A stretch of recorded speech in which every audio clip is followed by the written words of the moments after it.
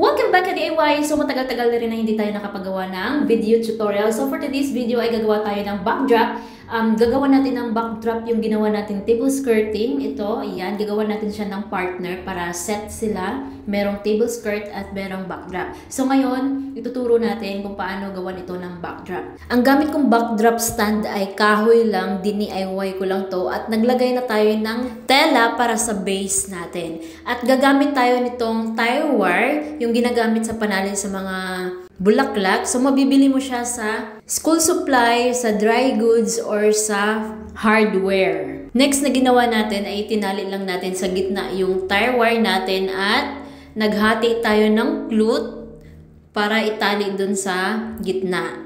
Ayan. Then, gagawa tayo dito ng scallop, pa-scallop sa left at sa right. So, inuna muna natin dito sa left, itatali natin yung pinakadulo. Dapat nakascallop muna siya bago natin siya itali. Ang haba ng cloth na magagamit natin dito sa pa-scallop ay 3 yards. Next naman ay gagamit tayo ulit ng another cloth dito sa side.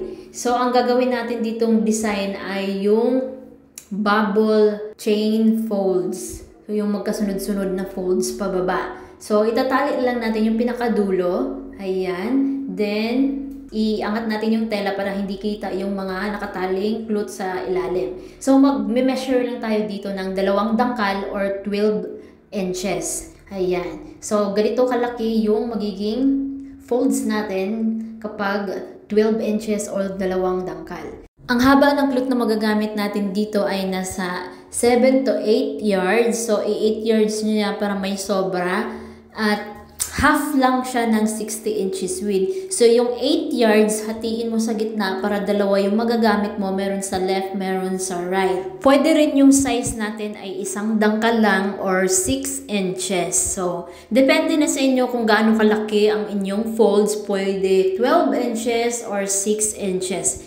So, ito yung magiging result niya. Ayan, sa taas yung 12 inches, sa baba naman yung 6 inches. So, i-continue mo lang siya ng itali pababa. Gagawa ng mga folds pababa. Ayan. Continue lang natin pagtali. Dapat yung panali natin ay mahaba para abot siya sa baba para hindi na kayo mahirapan magdugtong-dugtong ng mga panali. At ito na, yung gamit nating fold size ay 6 inches lang at ayan, ganyang kadami ang nagawa nating folds pababa. So, pagkatapos natin magawa yung mga folds, so, ibubuka lang natin siya. So, iikot mo lang yung pinagtalian para nakaharap yung mga bubbles para maganda tingnan, hindi siya nakatagilid. So, i-adjust mo lang siya.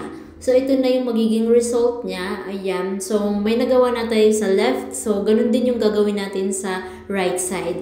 So, ito na. Nagawa na natin yung right side. Ayan. Sobrang ganda niya tignan, guys. Ayan. So, pwede rin natin siyang dagdagan pa ng mga flower or leaves, artificial leaves and flowers sa taas.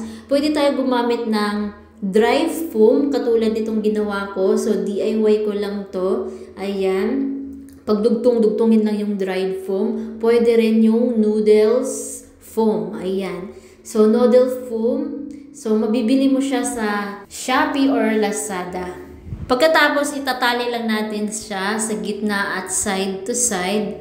Ayan. Then, pwede na siyang lagyan ng mga artificial flower and leaves. So, kayo na bahala kung ano pa yung idagdag yung design. Pwede rin sa gitna ng pascalop, pwede rin sa ibabaw. So, depende na sa inyo kung anong gawin yung style or design. So, ito na yung magiging final look niya. Ayan. Meron siyang floral flowers taas, naka-double scallop sa center, at yung side to side ay naka-bubble chain folds. Ayan. So, napakaganda niya tignan talaga, guys. Perfect siya sa kahit anong okasyon, mapa-wedding, christening, birthday, at kahit ano pang okasyon. Palitan nyo lang yung color combination kung ano yung motif ng inyong okasyon. Sana nagustuhan nyo at may natutunan kayo. Don't forget to like, subscribe, at i-hit ang notification bell para lagi kayo updated sa mga bago nating i-upload. Don't forget to share. Thank you!